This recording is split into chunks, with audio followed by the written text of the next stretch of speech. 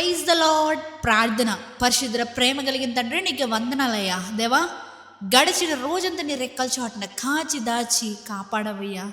ఏ తెగులు మమ్మల్ని అంటకుండా నీ రెక్కల చాటున మమ్మల్ని కప్పవేసయ్యా. నీకే కోట్లాది వందనములు తండ్రి. ప్రార్థనలోకి వేస్తున్న ప్రతి ఒక్కరి గురించి ప్రార్థిస్తున్నామయ్యా. వారి జీవితంలో ఈరోజు ఎన్నో సమస్యలు గుండా వెళ్ళుంటారు, బాధలు గుండా వెళ్ళుంటారు, ఇబ్బందులు గుండా వెళ్ళుంటారు, టెస్ట్ ఫేజ్లో వెళ్ళుంటారయ్యా.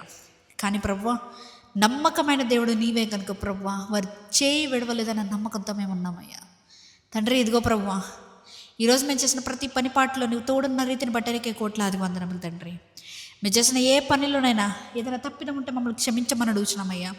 మేము ఏ తప్పిదము కూడా మా జీవితంలో జరగకుండా నీవే నీ కంచె వేసి కాపాడండి అయ్యా. పరిశుద్ధాత్మదేవ, నీవే మాకు తెలియజేయ్యా. ఇది తప్పు, ఇది ఒప్పు అని నీవే మాకు తెలియజేయమని అడుగుతున్నామయ్యా.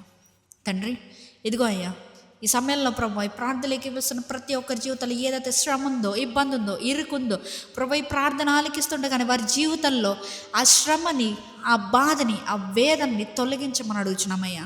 దేవా, నీవన్నావు కదయ్యా, ఈ భూలోకంలో ఏదైతే ఇద్దరు ముగ్గురు కలిసి విప్పుతారో అది పరలోకంలో విప్పబడుతుంది, ఏదైతే బంధిస్తారో అది పరలోకంలో బంధించబడుతుంది అన్న రీతిగా ప్రభువా, వారి జీవితంలో ఉన్న ప్రతి కష్టాన్ని ప్రభువా దేవా ఇప్పుడే విడుదల చేస్తున్నామయ్యా.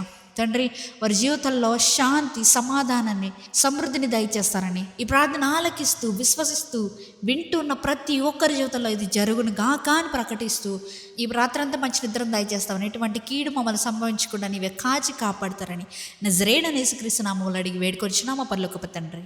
ఆమేన్.